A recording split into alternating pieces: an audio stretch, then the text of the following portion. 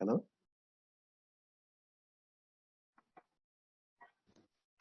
Bismillahir Rahmanir Rahim. Alhamdulillah. Wassalatu wassalamu ala Rasulillah. Sayyidina wa Nabiyyina Muhammadin ibn Abdullah wa ala alihi wa sahbihi wa man wala. Let me begin by thanking the organizers for inviting me to participate in this extremely interesting and enlightening webinar. I've had the opportunity to listen to great scholars, and I'd like to thank them for this opportunity. Mufti Menk, Sheikh Fantami, Ustaz Abubakar Siddiq, Imam Ali Agan, Reverend Job, Pastor Washika Nur Lemu, Reverend Omonokwa, and other panelists. I would like to thank you for giving this issue the attention it deserved and covering it from the various perspectives of the two religions. I've been asked to speak about the contemporary challenges facing Sharia legislation on rape and domestic violence. And just to give a little bit of context to this topic, we know, for example, that we have at least 12 states in northern Nigeria that, going back to 1999, 2000, 2001, declared that they were adopting Sharia law. One of the most interesting things about these states, when you look at them, is that between 2000 and today, which is 20 years, with the exception of the criminal law, none of these states has passed any Sharia law. Family law has not been codified. Law of contract has not been codified. And you end up with the impression that Sharia law is limited to amputating the hand of a thief, stoning an adulterer, whipping someone who's drunk alcohol, and that's it. All the other things around the family, around relations, around marital relations, around the age of marriage have not been codified. Now, this was an issue for me. And I remember in 2014, when I became ABA, one of the first things I did was to set up a committee of religious scholars to try to codify a Muslim law of personal status. And it took us 3 years. Now, the reason this is important is for you to actually legislate in Nigeria on Sharia. As Sheikh Nur said, you have to involve the scholars. Sometimes you have to debate with them.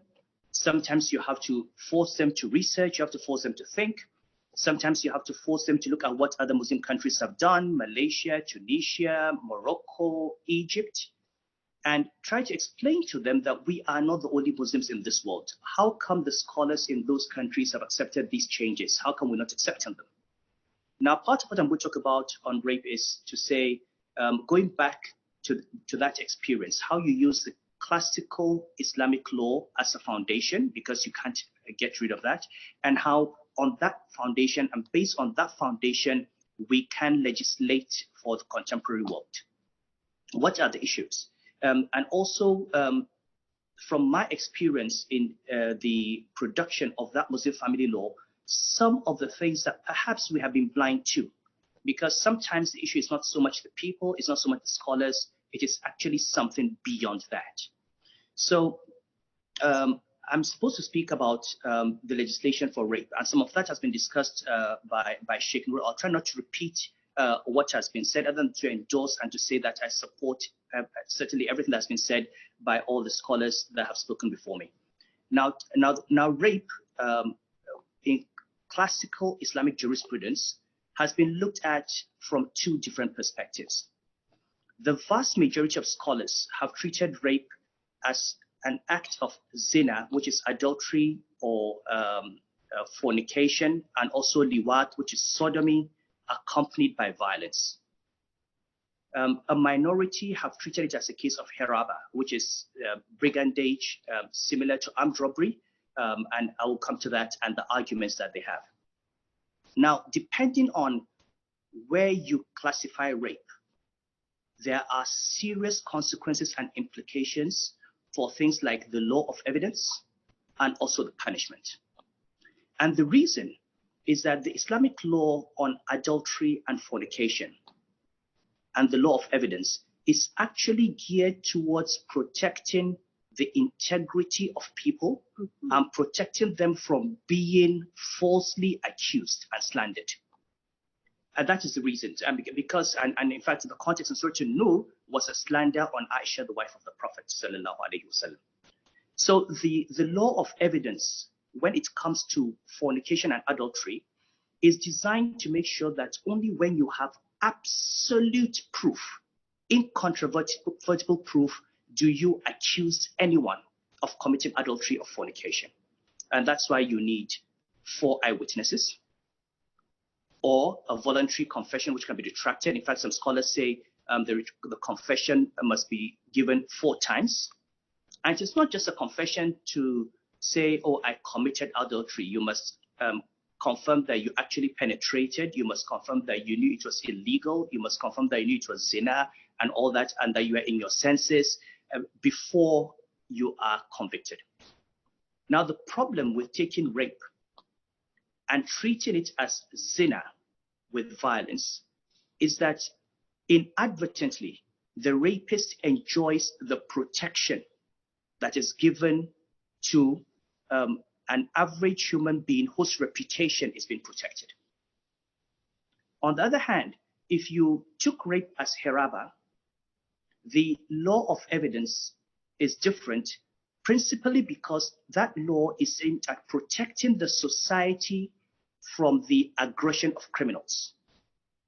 And therefore, you do not protect the rapist, you protect the victim. Whereas if you took it as a case of zina, you would be protecting the rapist without meaning to. Now, the vast majority of Muslim scholars in the past, especially the Hanafi scholars and the Hanbali scholars and some Shafi'i scholars, treated rape as a case of zina with violence. In Maliki law, certainly, and I think Sheikh Nur referred to Ibn Arabi, there's also Imam al-Qurtubi. And if you look at the commentaries on the text, if you look at Ulaysh, Minahul Jalil, if you look at Jasuki's Hashia al-Sharh al-Kabir, in Maliki law, there is a very strong position that rape is a case of hiraba. It is linked because at the end of the day, the underlying commonality is that somebody uses force or fear or intimidation to take away from people that which does not belong to him. It doesn't matter whether it is life or property or somebody's sexuality or somebody's dignity. So hiraba as a crime is one that also involves facade, that's causing corruption in the land. And therefore, the Maliki position fundamentally is that rape is seen as a case of hiraba, as a case of transgression or brigandage, rather than as a case of zina. Now, what are the implications of that? In hiraba, you don't need four eyewitnesses. You need 2 witnesses. In hiraba, one of the witnesses can be the victim. Therefore, if a woman is raped or a man is raped, their testimony is taken as that of a witness.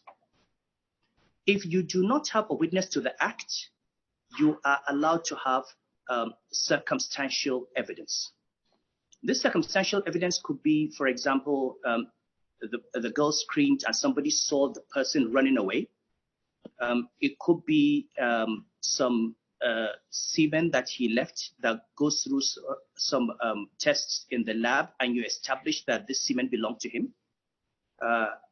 It could be even that the person who is accused of raping has a history of bad behavior. All of these can be taken as corroboration to the testimony of the victim. Now, so the implications are very clear that if you take rape and link it to hiraba, you are then able to lower the standards of proof and therefore get more and more of these criminals into the net. Whereas if you treat it as zina, you provide opportunity for 99, in fact, 100% of rapists to get away, because unless they confess, you're going to need 4 eyewitnesses. I remember that for zina, you don't just need 4 people to say, I saw him on top of her, or I saw naked people. These 4 people have to actually say they were eyewitnesses to the penetration. It's totally impossible. So, I think the first thing is, if we're dealing with contemporary, unfortunately, we're in a Maliki jurisprudence.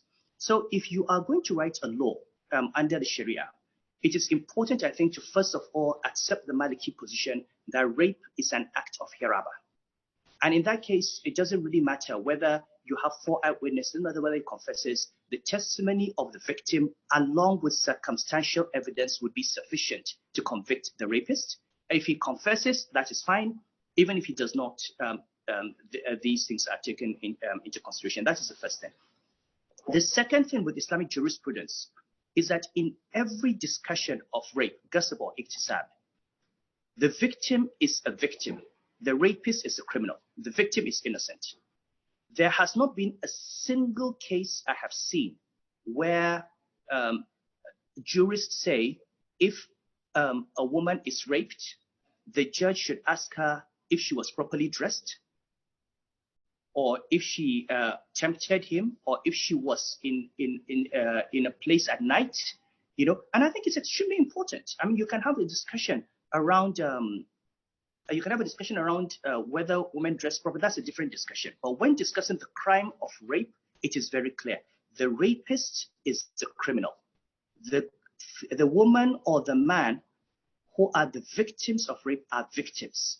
And just like Noor said, you don't ask a man who's been the victim of armed robbery why he was driving a Mercedes-Benz at night. He should have driven a rickety car. And that's why you cannot ask a woman why she was dressed in a particular way. And in any case, as has been said, women are raped, men are raped, young children are raped, adults are raped, old women are raped, hijabi women are raped. So there is nothing statistically that shows that rape is tied to that. A rapist would probably, a person who would rape a naked woman on the street would rape a hijabi woman if he had the opportunity to. And he probably might rape a boy as well. So that, I think, is very clear under the law, that in the law of rape, the raped person is a victim. We do not ask what they did wrong. It was the rapist who did wrong. So if when we start from moving from zina to hiraba, we have consequence in terms of the law of evidence, and it's easier to establish rape. The second thing is also, the next stage is to say, what is the punishment for hiraba? And as Noor said in Surah Al-Ma'idah, there are basically 4 options available to the Qadi. There's because the word says, أَنْ يُقَتَّلُوا أَوْ يُسَلَّبُوا أَوْ تُقَطَّعَ أَيْدِيهِمْ وَأَرْجُلُهُم مِّنْ خِلَافٍ أَوْ يُنفَوْا مِنَ الْأَرْضِ. You either execute them, or you crucify them, or you amputate limbs from opposite sides, right limb, right arm and left leg, or left arm and right leg, or you exile them or imprison them. So in the 21st century, given our constitution, for example, if we say we will not take, we're not going to crucify, or we're not going to amputate, in our laws today, we do have death sentences. In our laws today, we do have prison sentences.